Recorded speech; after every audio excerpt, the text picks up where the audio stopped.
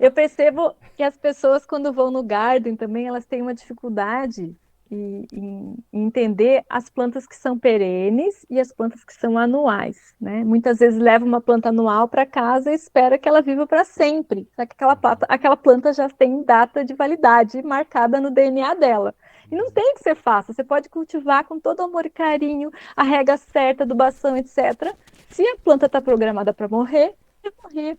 Eu vejo muita gente que compra girassol se frustrando com isso. Ai, compra aquele girassol lindo, maravilhoso, e aí não entende por que, que o girassol morreu, mas eu deixei no sol. Por que, que ele morreu? Porque era para ele morrer. Está programado para morrer. Ele não dura, não passa de um ano. A planta, ela faz parte da característica dela, crescer, se reproduzir, né? Aquela planta, não estou dizendo que são todas, tá, gente? Então a gente precisa, por isso que é tão importante você conhecer a espécie que você está cultivando, para você entender essas nuances.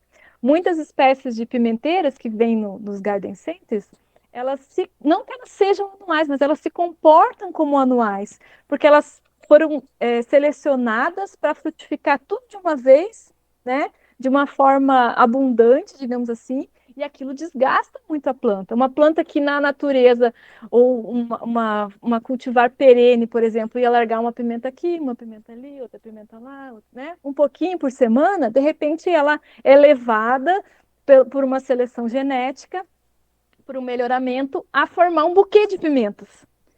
Só que as pessoas não levam em consideração que ao formar esse buquê de pimentas, a planta vai toda a energia da planta.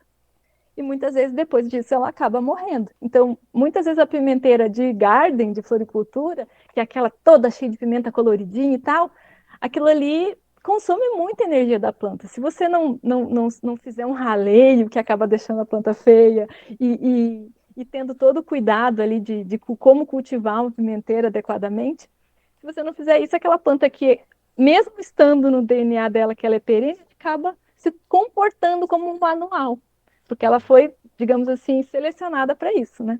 Para dar aquele grande buquê de planta e depois acabar morrendo. Para o pessoal que não sabe o que é perene, perene é aquela planta que você vai cultivar ela, ela vai viver para sempre, tá? E a anual que a Raquel falou são plantas que elas têm um prazo, têm um ciclo de vida. E ela cresce, vegeta e depois ela dá flores e morre. Então ela tem um prazo de vida, que nem o ser humano, vai. O ser humano tem um prazo de 80 anos de vida. Deu 80 anos vai morrer.